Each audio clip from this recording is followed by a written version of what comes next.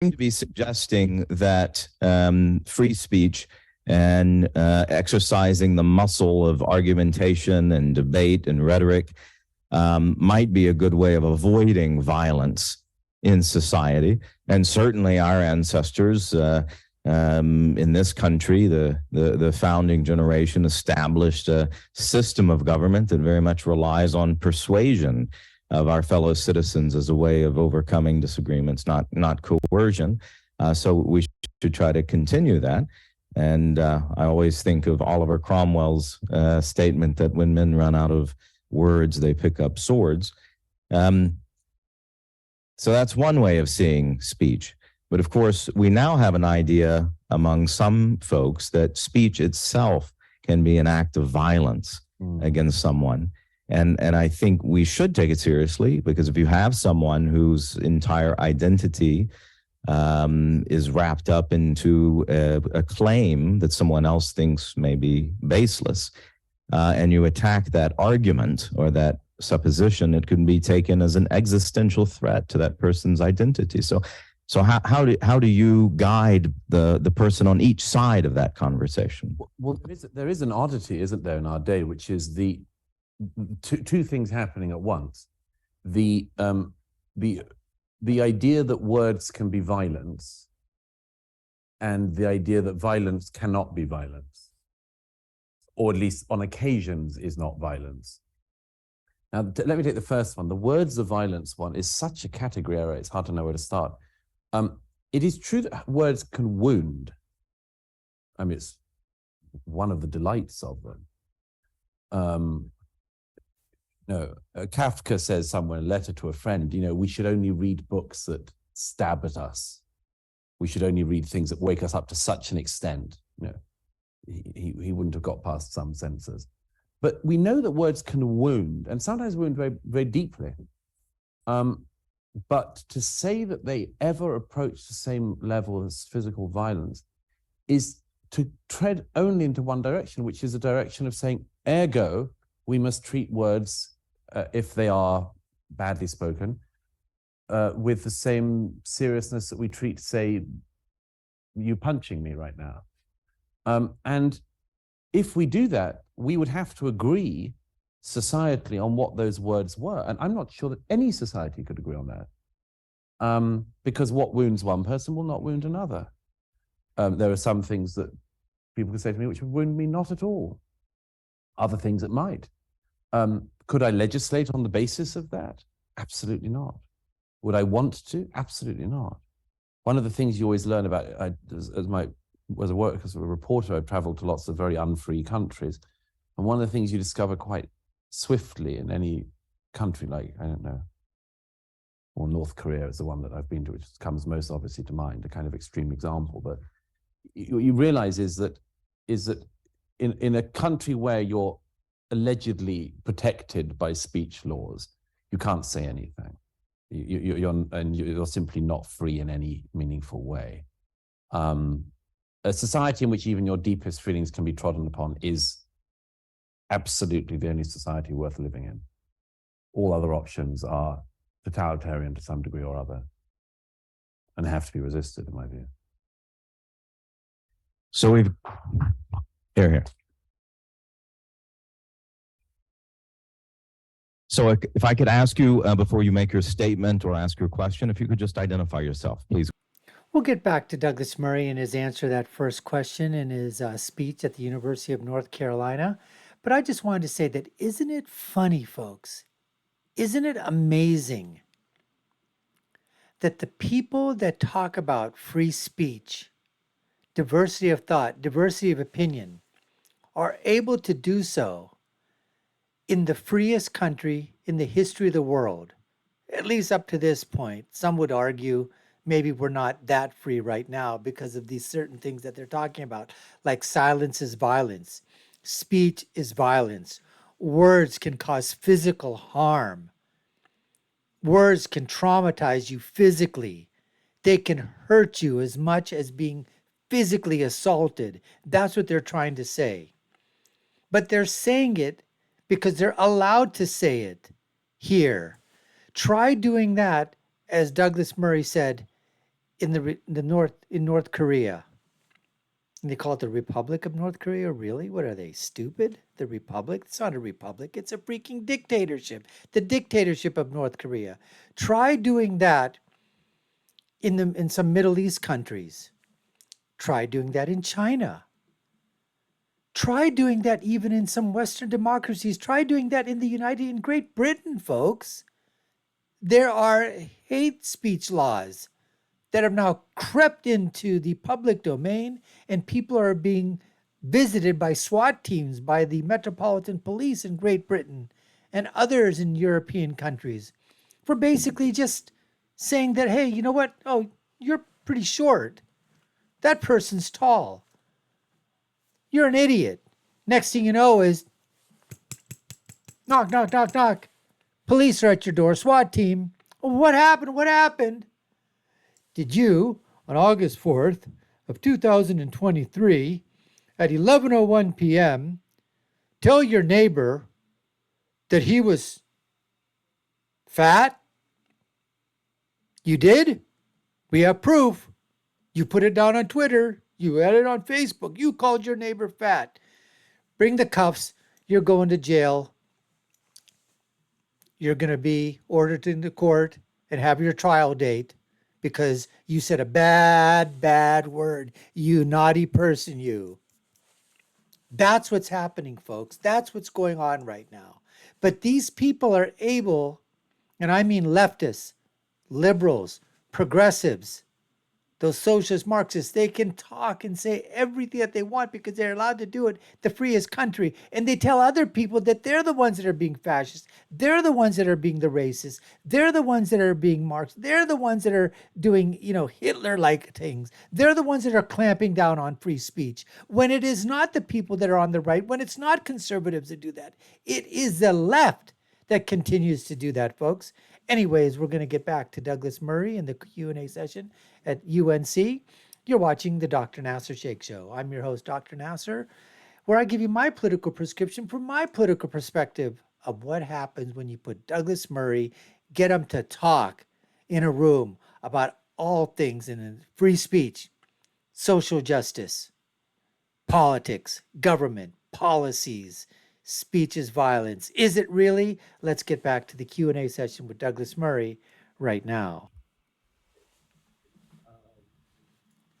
I've been listening to your book, and it's a wonder to me that recent developments in our thought, which are ironically born out of our Western mindset, are themselves self-loathing of the West, which is like we've created our own destructive potential. Are there cultures that have done that, have created their own demise, and were they able to avoid it? Well, it's a very good question. You probably know the famous Toynbee quote that the civilizations don't die, they commit suicide. It's a pretty, it's hard to think of a case of a civilization that's died where that hasn't been the case. I think, one of the interesting aspects of what you say is the issue of what I would regard as being where self-criticism goes wrong. I regard self-criticism as being an incredibly important thing in a society. Like, you do not want to be living in a society that is not self-critical. So true. Any more than you would want to live with somebody who is not self-critical. The question for society as with an individual is, where does self-criticism become a kind of self-harm or a self-laceration or even a self-destruction? I think actually it's not that hard to identify. And my best attempt to identify it is this. Everyone in this room at some point has been given advice. I hope you all have. But you've been given advice in your life by a variety of people, I would assume.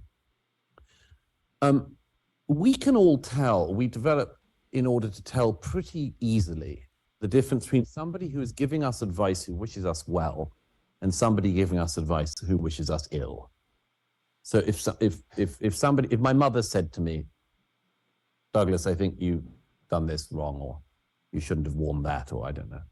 But I'd listen, at least. I might not agree, but I would listen because I would know that she wished me well. If a stranger came over to me in the street and said, I hate your face, your voice, you can't write, you can't speak, your clothes are awful, and there's this thing I think you should do, I wouldn't follow that guy's advice because I knew he didn't have my best interests at heart. Now, I submit it's the same with societies. I think that if somebody says, now look, this is an amazing country, has a huge amount going for it, a huge amount of opportunity, it had a remarkable past, but there are things that we should address in it. I would say absolutely. And there are things in the present we need to address. So there are inequalities going on at the moment. I'd say absolutely. Let's discuss them. Let's discuss the way to solve them. If somebody said, and that's so true, folks. But the left never does that, especially those people that hate America or hate these Western democracies in which they live in. The way Douglas has framed this question, absolutely. Not just, throw everything out, that it's 100% bad, it's 1,000% bad. There's great goodness. There's 99% goodness of what the United States of America has done for the world and for itself. There's a small percentage that's bad. We can talk about that. We can agree to disagree. We can put that on the table and hash out our differences there. But to basically say, to throw the baby out with the bathwater, that's exactly what happens from the left and progressives that totally want to undermine this country completely, and Western democracies as well. everything in this country's past is rotten. We've been rotten from the start, and we've never done any good. I don't think that person is speaking as a critic who wants to improve the society. I think they're speaking of the society as though an enemy. And I cannot understand why people would listen to such a person. We shouldn't. I hope that answers some of your questions.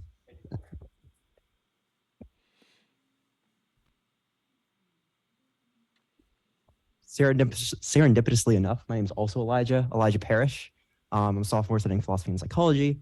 You gave this very nice discussion of the transition from public intellectuals to scare quotes, public intellectuals. And I want to ask if you could provide maybe a genealogy of what's changed. So perhaps some like sub questions of this would be like, who can get away with not defending your claims? You appear to need to defend your claims, whereas some people you've mentioned don't have to defend your claims. What do those people have in common? Why them in particular? What has changed, and why has it changed? That's a very good question. It's a very tough one, because I think everyone probably present has their own sort of mental history of where things changed on this. My own view is that, I mean, people who will not contest their ideas in public, it tends to be that they know that they're not good enough to do it. Now, They're you cowards. could say sometimes that, I mean, I do know people who are, like, for instance, distinguished scholars, but aren't very dexterous on their feet on a public debate, and wouldn't love to do it, but, you know, might. If any of you who study the Middle East will know distinguished Middle Eastern scholar Edward Said, and probably also know of one of his great enemies from the academy. There's a video online of Bernard Lewis and Edward Said debating in New York in the 1980s, and you can tell Lewis is hating every single moment of it. His throat is drying up, his sort of glottal problems, his eyes are bulging. Because Edward Said was a wonderful debater, and I think Christopher Hitchens was also on Edward Said's side, so it was sort of rough going. But my point is you could see the physical discomfort, but still, Bernard Lewis knew, since he had written against Said and Said had written against him, you couldn't duck doing it in public at some point, and so they do. I would say it's some time after the internet, after social media. I think the technical reason it's happened is that people are able to avoid people who do not agree with them in the same way that a user can. So people speak to an audience base.